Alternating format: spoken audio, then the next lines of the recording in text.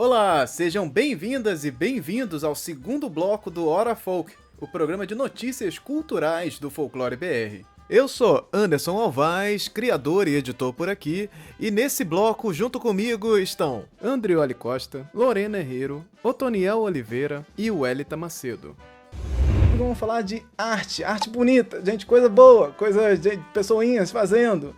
Salt of Midnight é o novo jogo aí da Compulsion Games, que foi lançado aí pro Xbox, Microsoft e PC.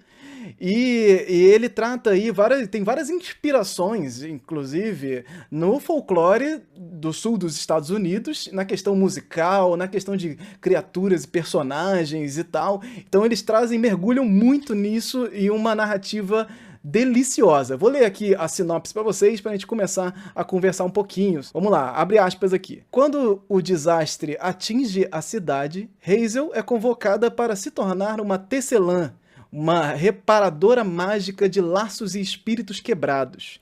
Encarregada dessas novas habilidades, Hazel vai confrontar e dominar criaturas perigosas, decifrar as teias do passado da própria família e, se tiver sorte, encontrar o caminho para um lugar que seja como um lar. Esse jogo vai explorar a mitologia e encontrar criaturas do folclore sulista dos Estados Unidos em um mundo fantástico e macabro. Essa é a sinopse de Salt of Midnight, que estreou agora em abril, lançou em abril aí pro PC, né? Tá exclusivo ainda do PC e Xbox. O jogo é muito bonito. Isso aí é uma coisa que é difícil. Vai lá assistir o trailer, vai ver, porque tem toda uma questão da própria animação, eles simulam um stop motion, tem toda uma questão de pintura dos personagens e tal.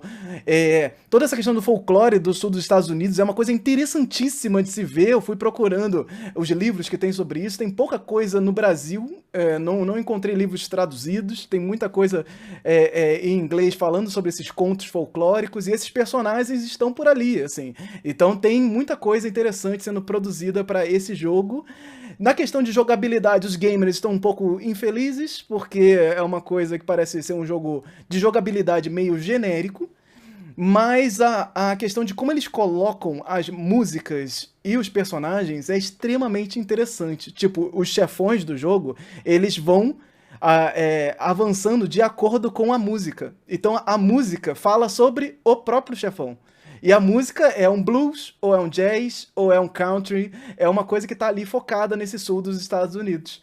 E, cara, eu achei interessantíssimo tudo que eu vi do jogo. Eu estou esperando um tempinho de férias ali para eu pegar esse jogo lá na live, né? Eles têm, tipo, o streaming dos jogos, né? E tem lá, você paga lá uns 30 e poucos reais por mês e você tem lá acesso a vários jogos e esse jogo está lá. Então você pode acessar também dessa maneira, porque o jogo, quando ele chega aí para lançamento, é 300 reais, é 350 reais, é loucura, gente, doideira total. Mas eu tô esperando um tempo para poder dar uma chance para Salt of Midnight, que parece bonito demais. E ela é uma tecelã, ela tem esses objetos de tecer ali os tecidos, né? Fazer a coisa, esses tecidos trançados, e a roupa dela também vai acompanhando isso. Conforme ela vai avançando, ela vai tendo mais peças, como se fosse um crochê. Muito bonito, gente. Muito legal a ideia. Então ela vai traçando, botando esses elementos culturais, folclóricos no meio dessa Parece questão um toda do biuro, né, jogo. cara?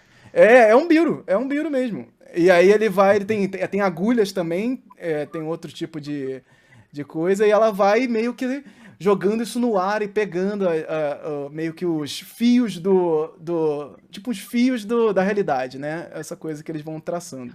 Muito, muito bonito, Salt Tessitura, of Midnight. tessitura do real. Tessitura da realidade. Bah. Lindo, lindo. E assim, desde que divulgaram ele lá em 2023 que ia ter esse jogo, eu tava já de olho, tipo, tentando saber mais sobre isso, porque personagens negros são a maioria nesse jogo. Vai falar do sul dos Estados Unidos, vai falar desse sul escravista também, então isso vai ter coisas do passado. A tecelã, que tecia esse tecido dos mundos aí, anterior a Hazel, ela era uma mulher escravizada. E isso vai mostrando algumas coisas do passado dela, como ela agia de conforme você vai passando pelas fases. Então tem uns espíritos meio que passando também no meio desse ambiente. E, cara, que fantástico. Só as ideias do jogo, pra mim, são mais. Tipo, a jogabilidade não é muito boa, os gamers ficarem felizes. Eu tô muito feliz, eu quero jogar. Que não sou gamer, pra mim, essa questão do. Ah, ele não tem 60 FPS. Ah, ele não é desse nível não tá no mesmo nível dos jogos de hoje. Ah, caguei, gente, caguei. Eu só quero a história. Me dá historinha e personagens bonitos. Tô feliz. Esse bagrizão ali, hein, cara, pô, acho que. Eu fico pensando o tanto de peixe que a gente tem no nosso folclore próprio, né? Total, É, total. quanto que eles são inspiradores aí pra gente pensar criaturas fantásticas.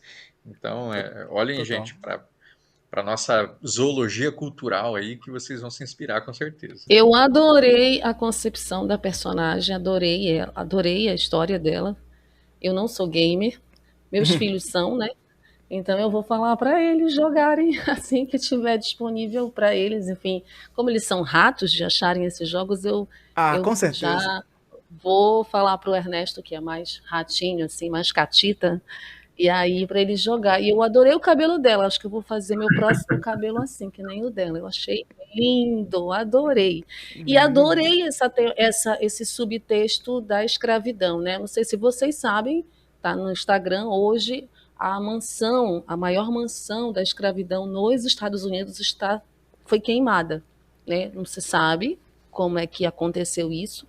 Ela era agora uma grande mansão de luxo, mas na época da escravidão ela era, né, o espaço ali de muitos africanos escravizados, de afro-americanos escravizados, e o movimento negro está todo muito feliz hoje, porque esse símbolo tenebroso da escravidão dos Estados Unidos amanheceu queimado e as imagens estavam, né? E o pessoal estava remetendo ao fogo nos racistas. Então, e eu acho Uhum. maravilhoso esse subtexto da escravidão, a história. Eu vi rapidinho o videozinho, o blues, lindo, aquele Lindo. personagem, o velho negro, eu acho, né? Que Uhum. eu não sei quem é, mas eu fiquei muito curiosa. Então, assim, eu não sou gamer, mas eu vou falar aqui para os meus moleques procurarem assim para eu dar uma olhada depois. Gostei muito.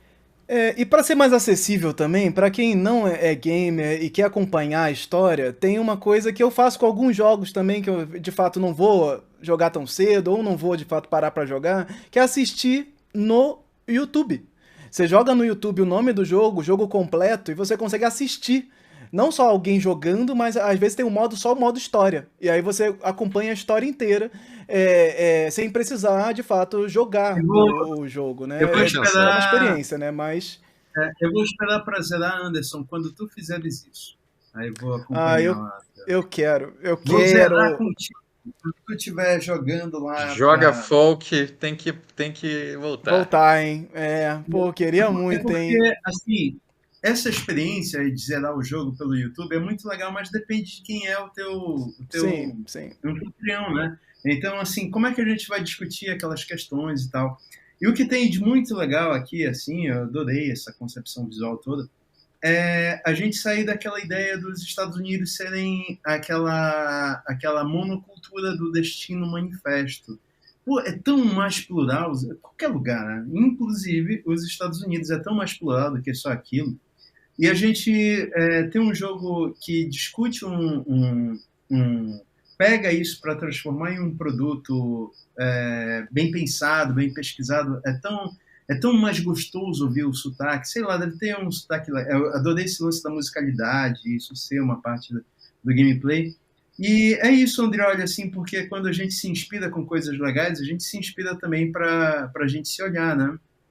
Tu ir para Louisiana é uma outra coisa do que tu ir para, sei lá, para Chicago, sabe? E aí a Uhum. gente tem muitos produtos culturais sobre Chicago, sobre São Francisco, e cadê aquele meio dos Estados Unidos? Cadê aquele pessoal? Cadê aquele sul dos Estados Unidos que chamam o pessoal de cajun, que tem uma outra relação com a música e tal? Dá para contar nos dedos, né? Assim, os produtos culturais que tu lembra que são de outros lugares. Quando o Anderson trouxe, acho que foi o Anderson que trouxe esse jogo lá pra gente ver pela primeira vez, eu fiquei maluco, eu achei muito legal. E a gente pode fazer, pelo menos eu posso fazer as críticas que eu for fazer para os Estados Unidos o tempo inteiro, toda oportunidade que eu tiver. Mas isso eu acho que é inclusive benéfico e anti-imperialista você justamente quebrar essa imagem engessada que tem nos Estados Unidos, trazendo esses outros tipos de narrativa, né? Então eu acho muito bacana ter esse tipo de projeto.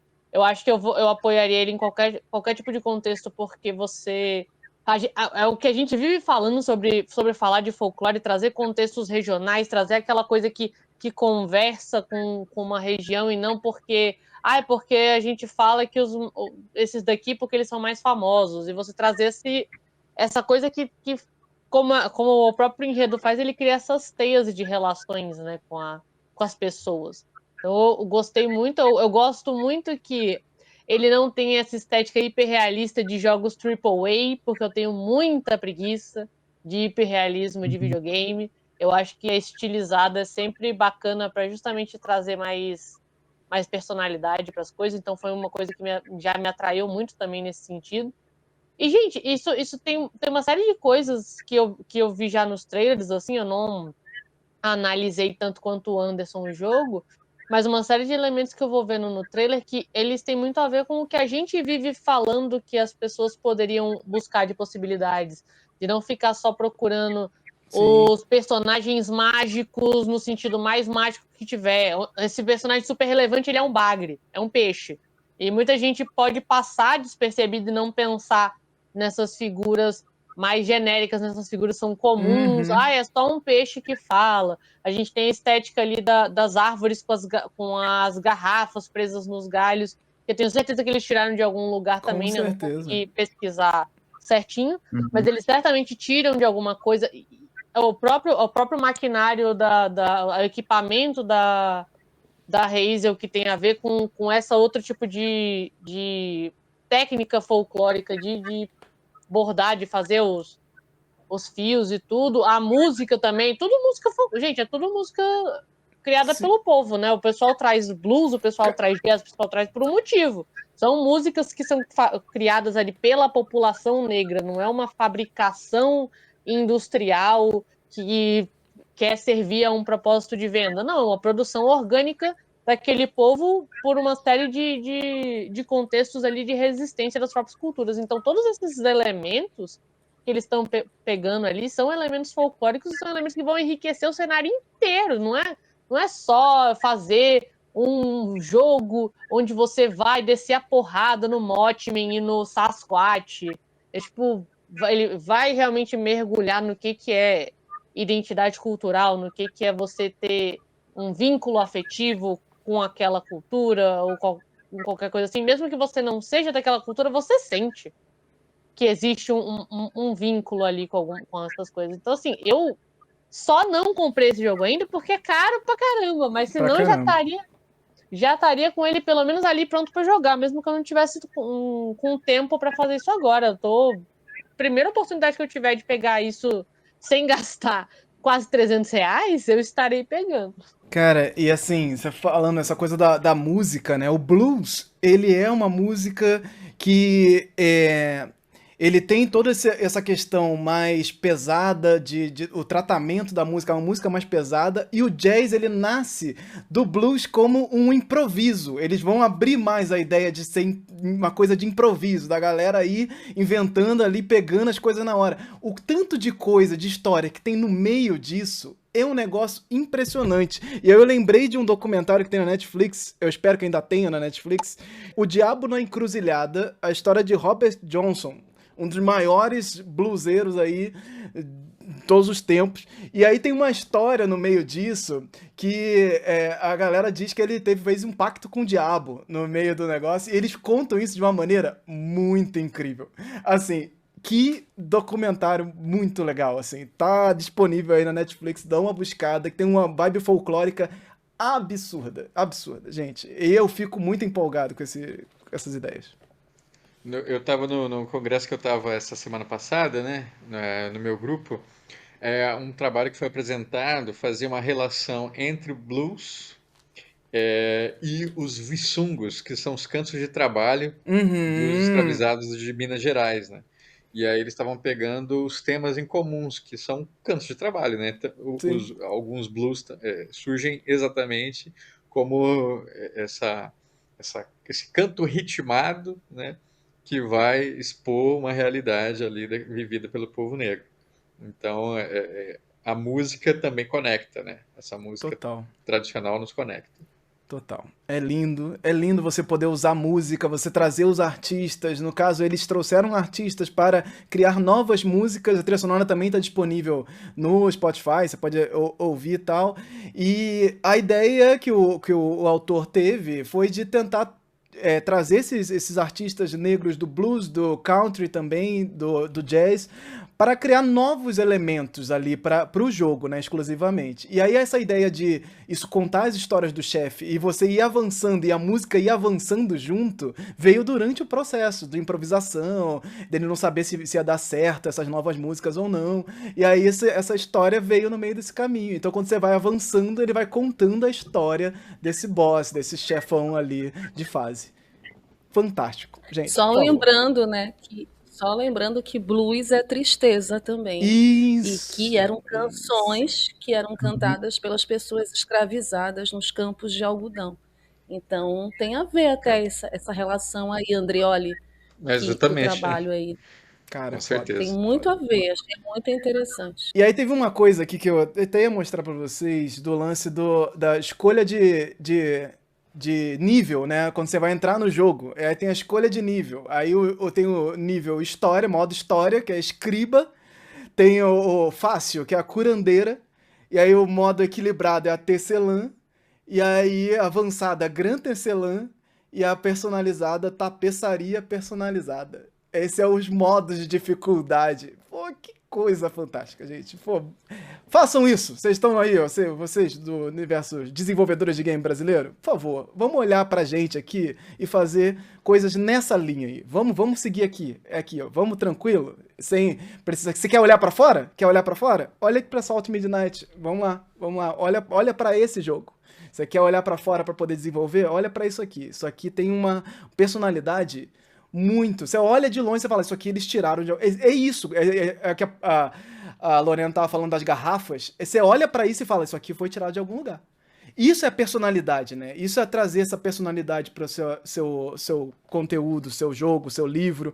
Que você olha para um elemento e você fala, isso aqui não foi da cabeça de alguém somente. Isso foi tirado de algum lugar. Isso aqui existe em algum lugar. E isso é personalidade. É uma coisa difícil de a gente ver, inclusive, em muitas obras por aí. Salt of Midnight está disponível aí, por favor. Se você não puder comprar, meu Deus, não consigo nem jogar nem nada, assista no YouTube, mas confere o jogo. Eu tô tentando entrar nesse momento ali onde eu vou pagar um mês nesse streaming aí da Xbox para tentar zerar o jogo. Mas eu vou jogar dessa maneira porque eu quero muito ter essa experiência. Vamos tentar. É isso, gente. Continuem de olho e próximos jogos que estiverem nessa linha aí, por favor, manda pro Folclore BR. Vamos aqui para o nosso último assunto, que é um assunto que... vamos novamente falar da colonização memética de Portugal. A gente chegou a comentar sobre isso de leve uma vez, quando Lucas Neto estava ali passando por Portugal, fazendo suas turnês ali, ele influencer aí, infantil e tal, né? Ele passando ali por Portugal, muito famoso em Portugal, começou a fazer com que as crianças começassem a falar português brasileiro. E aí os adultos estavam indignados falando isso na internet. Como assim, meu filho está assistindo Lucas Neto e está falando português, sotaque brasileiro, português brasileiro? O que é isso? O que está acontecendo? E aqui a gente volta para um outro meme, que é o meme da Guiana Brasileira. A Guiana Brasileira, gente, é o nome que foi dado a Portugal no meio de um envolvimento memético aí e criou-se uma nova guerra que não sei nem se é uma guerra, gente, que português perdeu de lavada, não é uma guerra. Isso foi só uma lavada mesmo do Brasil, chegando com o meme pra cima de Portugal, fazendo piada ali, numa piada que começou no Reddit. É uma rede social meio do submundo aí, mas muita gente começa os memes por lá. No Reddit, essa plataforma de rede social que Na época, os portugueses reclamaram da onda de imigração dos brasileiros pra lá, né? E aí começou uma piada dentro do Reddit sobre o Portugal ser a Guiana brasileira. E surgiu em resposta a essa questão com a migração de brasileiros para Portugal, que realmente virou uma coisa meio até agressiva, né? Vimos vídeos aí nos últimos tempos também de portugueses insultando brasileiros e tal. Então rolou isso, sim. Então rolou essa piada. E aí que aconteceu que muitos portugueses não, como é de praxe, não entenderam. Acho que a ironia ainda não chegou em Portugal, gente. A gente tem que pensar isso também. Eles não conseguem entender as nossas piadas direito. A gente tem aqui várias piadas de português que o português não entende a piada, né? Isso tá aí, ó, acontecendo nas redes sociais, gente. E isso viralizou. Já tem hino da Guiana brasileira. Já a galera que tá em Portugal fazendo vídeo de estou visitando a Guiana brasileira. Tem os próprios influencers portugueses se chamando de Guiana brasileira, entrando na piada também. Então, teve uma tal de Nocas Galaxy aí nas redes sociais, no TikTok, no Instagram, que portuguesa, influenciadora, que entrou nessa coisa de simular uma pessoa portuguesa que não gostou da brincadeira e viralizou. E aí, quando a galera entendeu que aquilo era uma piada, pronto, os brasileiros foram todos atrás da Nocas, que começou a fazer várias piadas relacionadas a isso, maravilhosa também. Primeiro foi o meme do ouro, roubámos o ouro. Depois surgiu que falamos um português arcaico, um português pré-histórico. E agora somos uma Guiana. Uma coisa é certa, vocês têm criatividade nos memes, mas nós não somos uma Guiana. Então assim, gente, Guiana brasileira. Chegamos nesse momento aqui para terminar o programa um pouco mais feliz. É isso, alegria, felicidade. Porque não tem uma única tristeza nesse meme. Não e tem, se ele pegou pesado, foi pouco. Não tem nenhum problema, tá tudo certo ali. Eu tinha até comentado com isso. Eu fiquei, gente, se eu visse, tentando fazer algum paralelo, lógico que não é equivalente, né? Mas eu fico, gente, se eu visse e eu vejo indígena fazendo qualquer piada com a forma que o governo brasileiro trata eles, eu ia falar, mas é isso mesmo, galera. Tipo, que vocês estão. Eu vou reclamar de quê?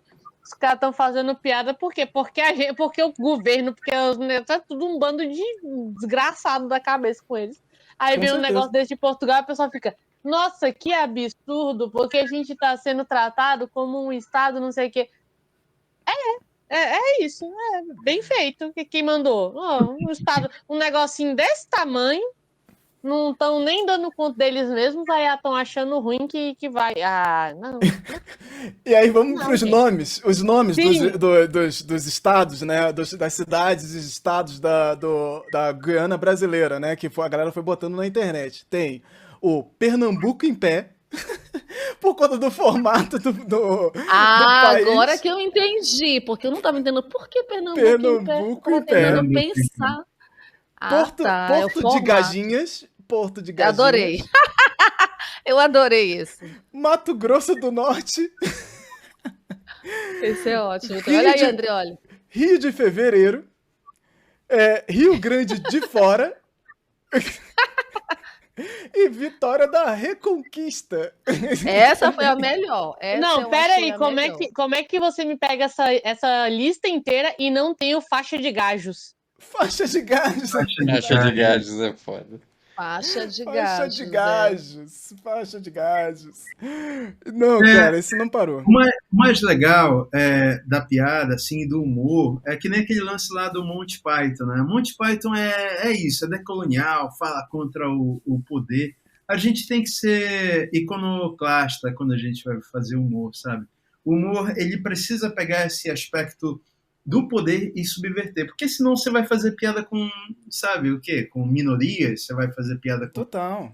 É que nem eu vi um programa português, a Wellington me mandou até um programa português que, olha, a gente vai fazer... Então, se vocês estão chamando a gente de Guiana brasileira, bora fazer, vocês também são o estado dos Estados Unidos. Vocês também viraram um estado dos Estados Unidos, porque vocês são muito colonizados pelos Estados Unidos. Aí, pô, cara, assim, isso é uma piada, sabe? Nós somos colonizados pelos Estados Unidos. É ruim. Perdeu. Pois é. E aí tu vai fazer uma piada agora, assim, que o Trump tá lá, sabe? Querendo anexar o Canadá, sabe? Português, sei lá, faz um contraponto melhor do que esse, vai. O humor tem que subverter as expectativas, não é trazer uma obviedade assim, só porque, deixa eu falar a mesma coisa que vocês. Não, nossa. Porque como eles são ruins, eles querem fazer uma piada, mas na verdade é uma crítica à colonização estadunidense, à influência estadunidense. Então, eles tentaram responder dessa forma, né?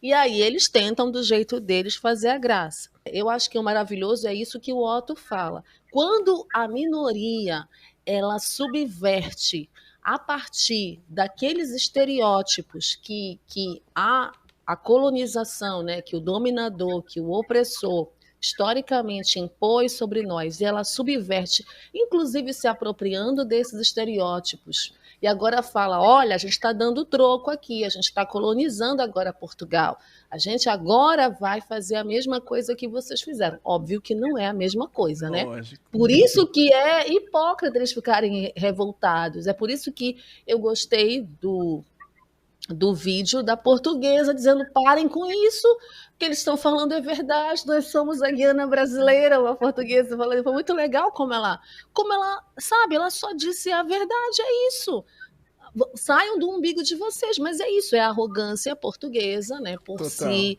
toda a história de Portugal, eles são extremamente racistas.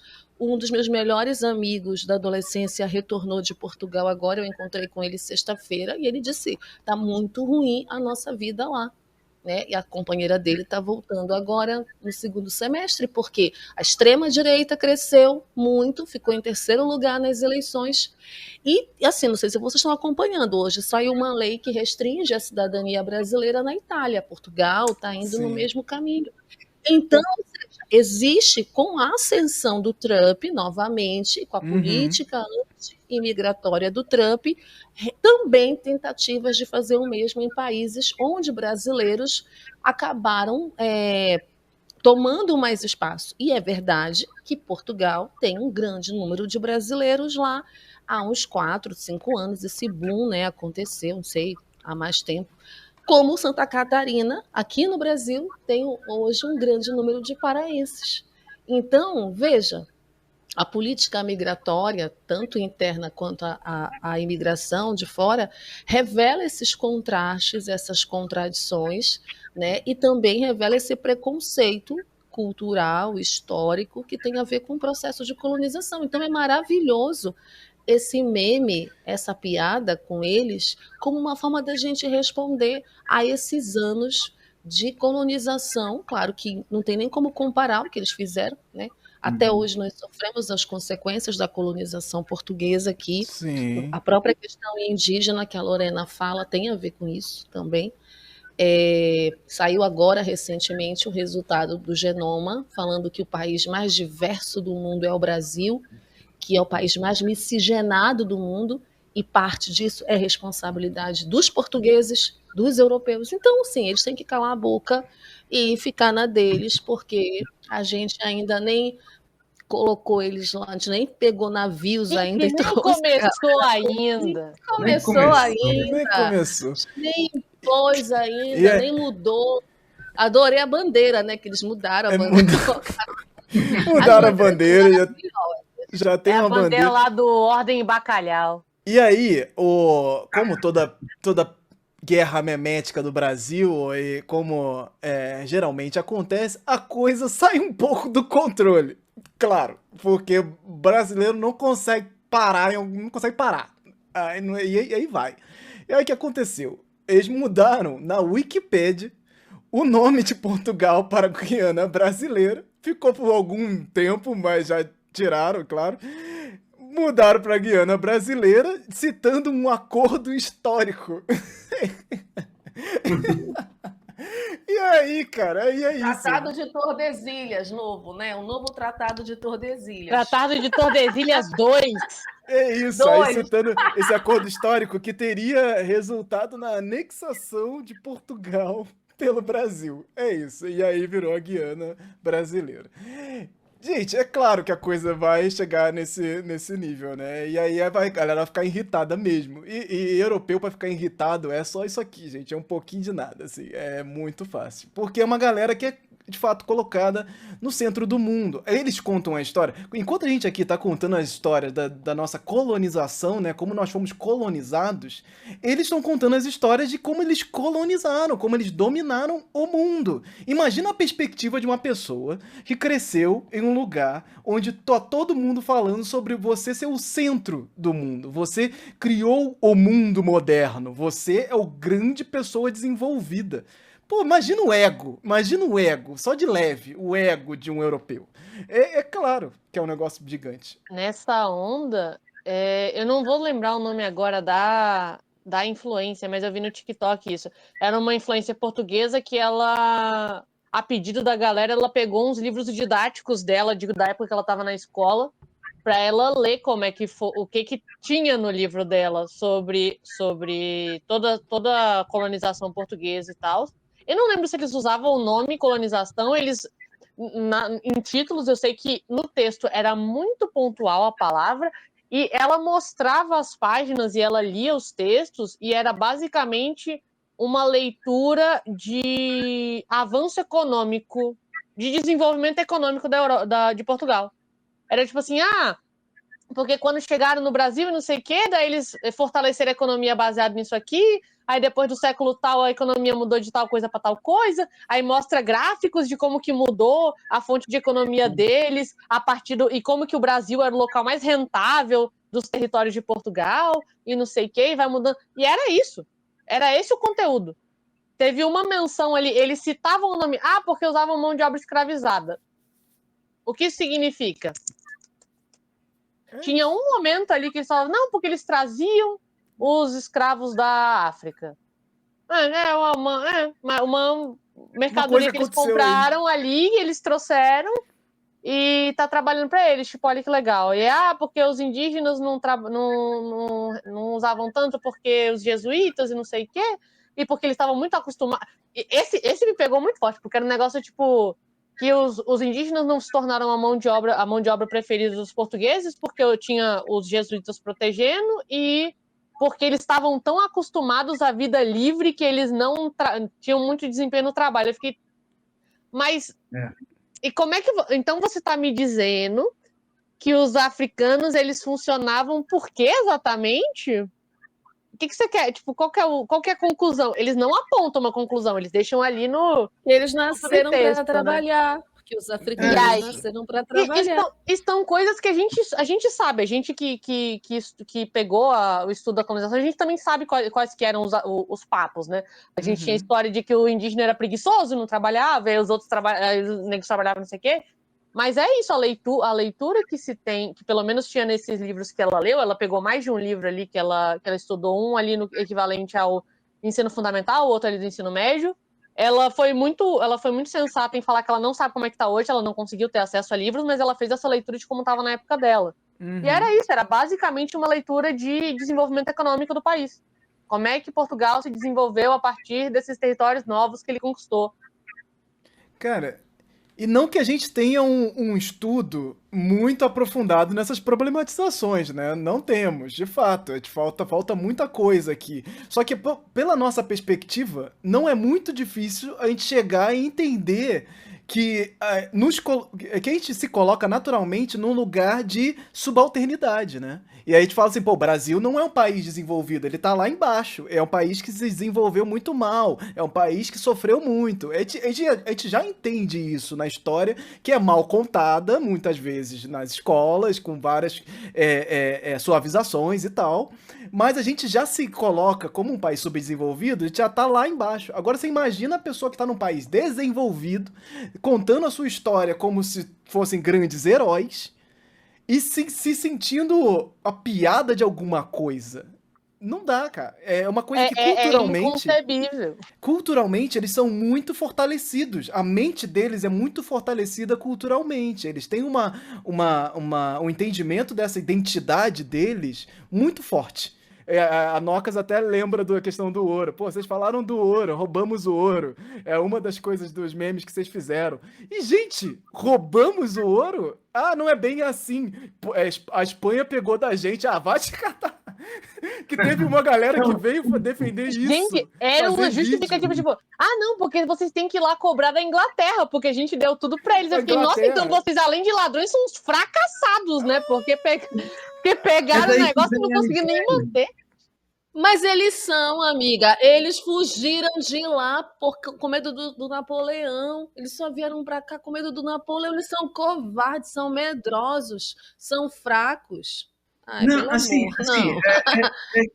é que europeu é tudo, assim, meio que igual, né? Eles têm lá as ondas dele. Eu não acho que o europeu é melhor do que o outro e tal. Mas, assim, o europeu como um todo, ele pensava que a cada milha náutica que ele se afastava da Europa, do centro do mundo, afinal, né? Ele voltava no tempo. Então, quando ele chegou aqui nessas terras, ele meio que olhava não como uma outra civilização, mas olhava como a pré-história da Europa. Aí eles tinham o dever moral de trazer a cultura europeia para apagar aquela cultura lá, né, e trazer eles para uma ideia de salvação e tal. Até os jesuítas, em muitos aspectos, os jesuítas lutavam pelas sociedades pré-colonização, mas assim, eles também tinham esse viés tirar aquela cultura lá que lá não prestava. Inventava lá que o Deus... você tem um panteão aqui, né? Um panteão que nem o nosso Deus e tal. Aí fazia essas traduções malucas.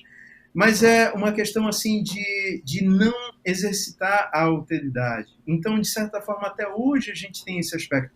Uma direita, e essa força da direita, por exemplo, fazendo com que a vida dos imigrantes seja pior hoje em dia, é uma direita muito que resgata esse pensamento, que nós somos o centro do mundo, o nosso modelo de vida está sendo ameaçado, aí vem alguém na minha casa e muda meu modelo de vida. Cara, modelos de vida mudam toda hora. E é isso, gente. Vamos continuar fazendo piada com Portugal. Que venha a próxima guerra memética aí, que venha a próxima esculhambação, porque é isso mesmo. E que o Brasil faça mais isso, né? Que o Brasil olhe mais para essa história também desse jeito, assim, de enfrentamento, né? Que isso sirva também como uma forma de brincadeira, mas é uma forma de brincadeira com esse tom do enfrentamento. Vamos seguir enfrentando esses poderosos, porque é justamente para isso.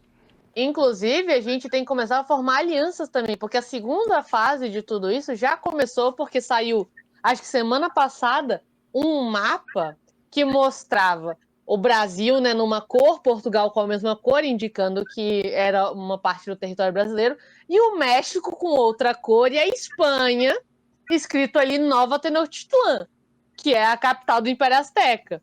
Então, assim, e aí tava lá os países signatários que concordavam, que aceitavam aquela configuração, era todos os países da América do Sul. Eu fiquei, gente, é isso, né?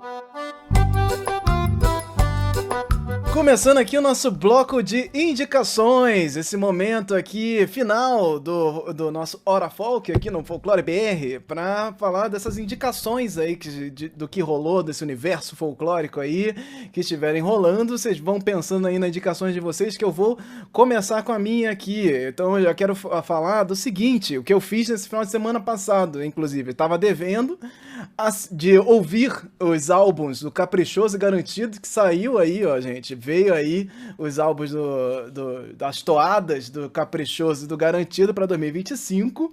Teve uma confusão ali com o Caprichoso, que lançou uns negócios meio esquisitos antes, e aí no YouTube a galera não curtiu. Eu só peguei o final mesmo, tudo masterizado bonitinho, que rolou no Spotify da vida aí. Então não peguei esse negócio, não sei nem se tá no ar isso ainda também, que rolou uma versão meio meia bomba aí do Caprichoso. Mas os dois álbuns eu ouvi e fiz uma dobradinha com o Papo de Toada. Eles fazem um destrinchando, é um podcast Papo de Toada. Eles fazem um destrinchando os álbuns, comentando, fazendo análises gerais assim das músicas, cada música, cada toada ali e as questões, referências históricas e tal. Então eu fiz essa dobradinha ali com os destrinchando dos álbuns completos. E aí eles vão fazendo música a música. Gente, é um podcast muito dedicado a toadas de Parintins. É assim, é um absurdo. É um negócio impressionante mesmo. E aí eu fiz essa dobradinha e, cara, que impressionante. Os dois álbuns estão muito grandiosos.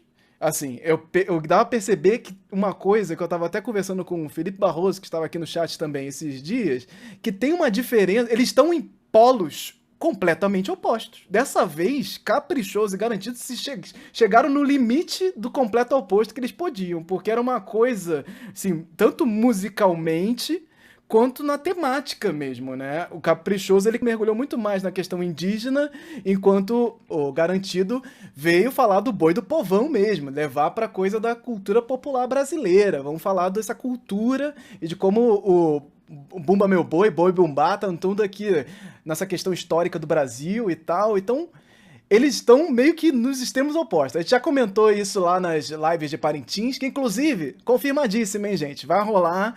Vamos fazer novamente aí esse mega react de 2 dias do Festival Folclórico de Parintins, aqui no Folclore BR. Então, se você nunca assistiu e tal, quiser assistir com a gente, pode chegar aí, ficar de olho aí entre os dias 29 e 30, 29 não, 28 e 30 de junho. Acho que é isso. É finalzinho de junho. Estaremos aí de olho no Festival de Parintins e aqui no Folclore BR mais uma vez. Então eu quero deixar essa indicação. Ouçam os álbuns do Caprichoso e Garantido de 2025. Estão uma preciosidade e muito divertidos, assim. Eu tenderia a achar o Garantido mais divertido. Sim, esse ano, eu acho que nos anos anteriores, a gente ficou uma coisa meio, Garantido tentando se encontrar. Esse ano se encontrou. Ele Achei muito legal, muito, muito legal. Mas os dois são muito bons. Eu realmente fiquei assim, caraca, tô alucinado com esses álbuns. Divertidíssimos. Caprichoso Garantido 2025, vale muito a pena. Então, por favor, façam isso. Wellington, tem alguma dica pra gente aí?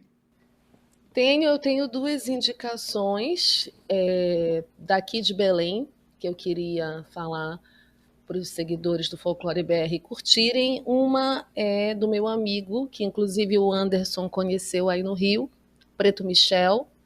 É a primeira indicação. O Preto Michel, ele é um escritor, ele é educador social. Ele tem 2 empreendimentos muito importantes na periferia de Belém, nas periferias de Belém. Ele tem um selo de roupas que tem a referência afro, né, que é o Nega Neguinha, inclusive eu visto Nega Neguinha. Estou fazendo aqui uma propaganda de graça, tá? Porque é meu amigo. Gente e boníssima. O segundo gente boníssima, a gente militou junto, já mais próximo. E depois ele tem o Letras Periféricas, que é um selo de literatura periférica, onde ele lança também autores e também ele lança livros. Inclusive, um dos últimos que ele lançou foi sobre... foi como referência, tendo como referência a escrava Anastácia, que ele colocou Vó Anastácia. Então tem a rede social dele, o Instagram dele, que é @pretomichel42, número 42. É uma figura que eu acho que, inclusive, pode ser colaboradora do Folclore BR. O Anderson tem que chamar para as lives. É um cara muito consciente do papel político, é um homem preto, periférico, daqui de Belém, vizinho do Otto, mora lá no Tapanã, que é um bairro periférico grande também, da Augusto Montenegro, próximo aonde o Otto mora.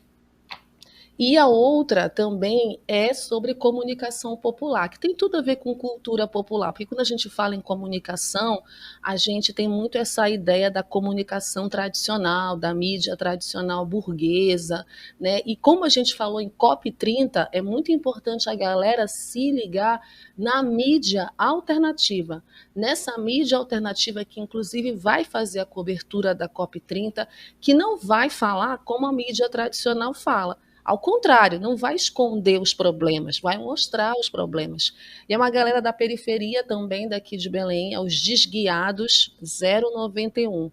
né? É o arroba deles, é Desguiados091. É uma galera periférica. Eu tive a oportunidade de conhecer a Tabita, que é uma das comunicadoras de uma formação política, uma menina incrível, super inteligente, que faz uma comunicação popular com a linguagem da periferia, porque é periférica, e eu acho que é muito importante também a gente falar da comunicação popular, dessa mídia que não faz parte desse mainstream, dessa mídia tradicional, que é patrocinada, inclusive, pelas grandes empresas. Tem uma denúncia, inclusive, rolando aí sobre COP, que a grande imprensa está sendo, inclusive, patrocinada nessa COP pelas grandes empresas que poluem o meio ambiente, né? O que é um escândalo.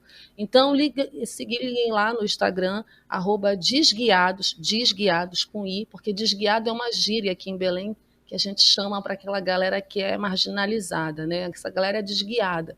Então, eles utilizaram também essa gíria, se apropriaram dessa gíria, Desguiados091, que é o DDD daqui, e sigam lá, que tem vídeos muito interessantes sobre comunicação popular e sobre cultura periférica.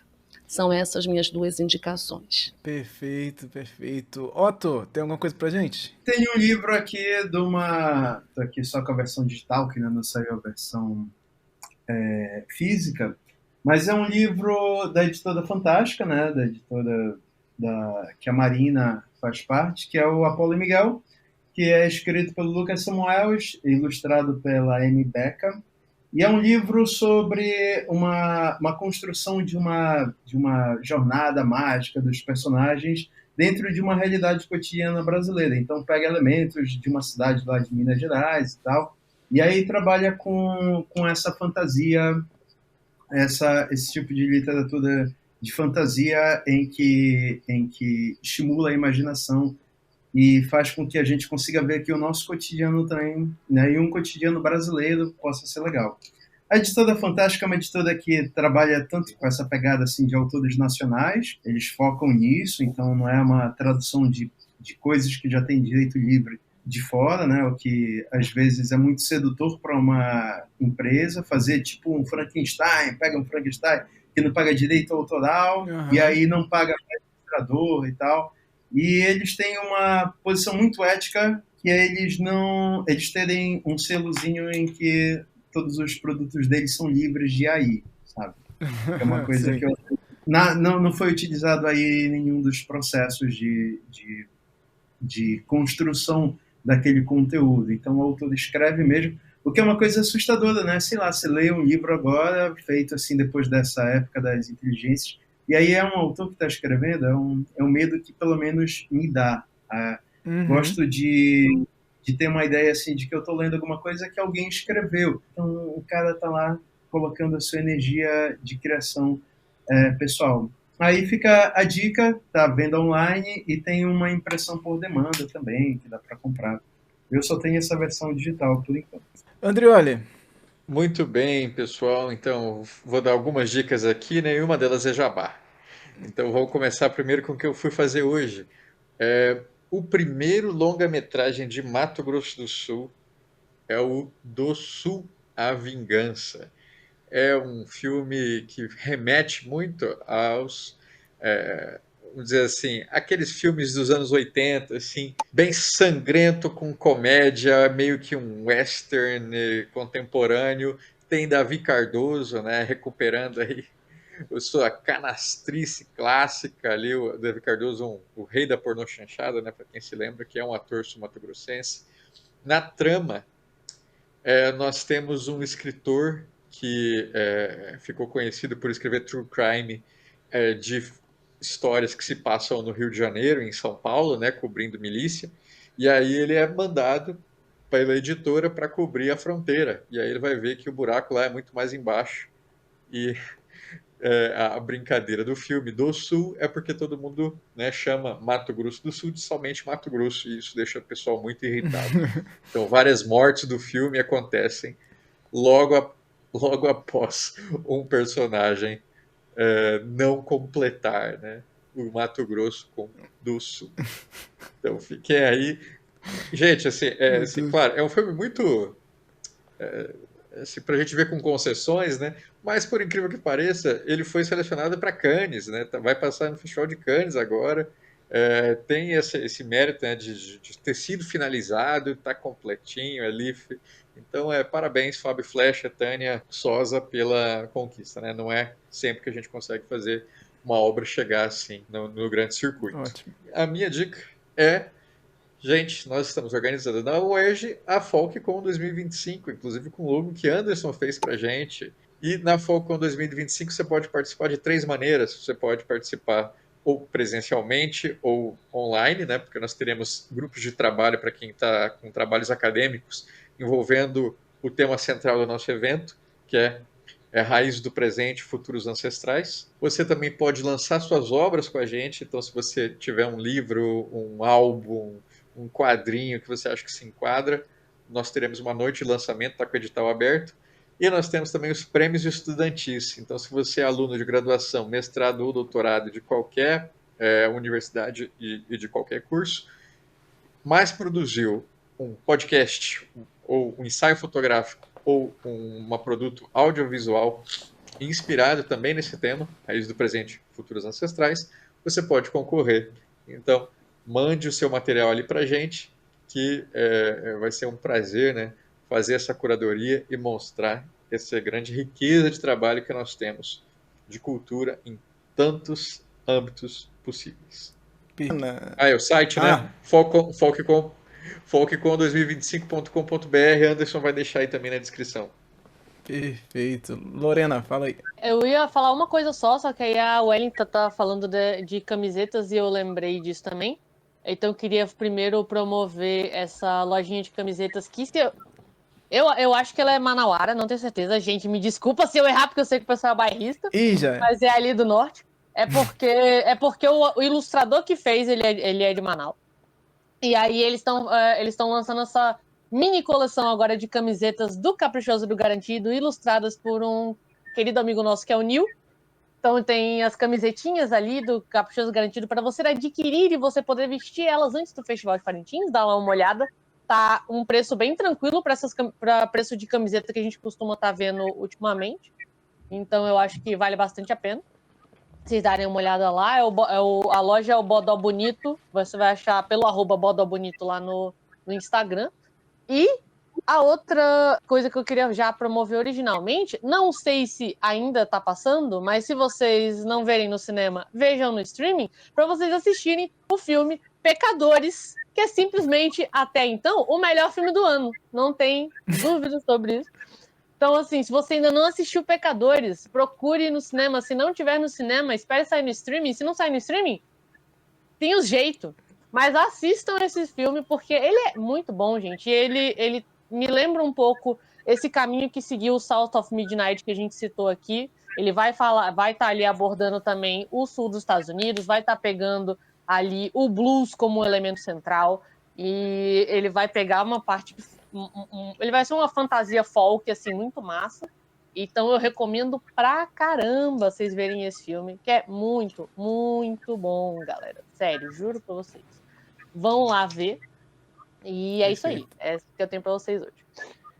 É isso, meu povo. Chegamos ao fim de um Hora Folk, com certeza? Com certeza, hein? Bom demais a presença de vocês aqui, mais uma vez. Agradeço demais aí a presença de todo mundo que participou do chat também. Se você está nos ouvindo, saiba que nós gravamos ao vivo aqui. Você pode participar do chat também. Altos bate-papos aí no chat rolando. E em breve voltaremos aí com mais questões aí do Folclore BR. Estamos lançando coisa nova aí também. Se você conferir o seu feed aí de podcast, tem coisa nova aí saindo. Perguntas folclóricas voltou em novo formato. Estamos retornando aí um novo programa aí de perguntas sobre questões do folclore e cultura, e estão respondendo aí a galera também com várias inquietações e muito mais. Vem muito mais coisas aí. Estamos chegando, abrimos a temporada bovina agora, estamos entrando aí quase em junho, já temos aí um momento de boi bumbá para tratar aqui de Caprichoso Garantido, então já estamos preparando aqui, esquentando os motores para isso também. É isso, gente. Muito obrigado, meus amigos folclóricos aqui presentes mais uma vez. E muito obrigado, gente. Tchau, tchau. Até a próxima. Chegamos ao fim deste bloco do Hora Folk, o programa de notícias culturais do Folclore BR. A edição do programa é sempre dividida em 2 grandes blocos, então dá uma olhadinha aí para ver se você não perdeu alguma coisa. Procure seguir esse projeto pelas redes sociais, busque lá Folclore BR tudo junto ou acesse folclorebr.com/links para encontrar todos os atalhos por lá. Não deixe de reagir no aplicativo onde você está nos assistindo, nos ouvindo, dando likes, estrelinhas, reagindo aí ao programa, avaliando, pois isso pode ser bastante significativo pra gente. Quero deixar aqui um agradecimento especial aos nossos queridos apoiadores. Se você quiser e puder, considere apoiar financeiramente um projeto que busque valorizar a cultura popular, colaborando aí um pouquinho com a estrutura para manter esse trabalho vivo. Aqui, a partir de R$5, você pode apoiar lá em catarse.me/folclorebr ou de forma independente aí através do Pix com a chave olá@folclorebr.com.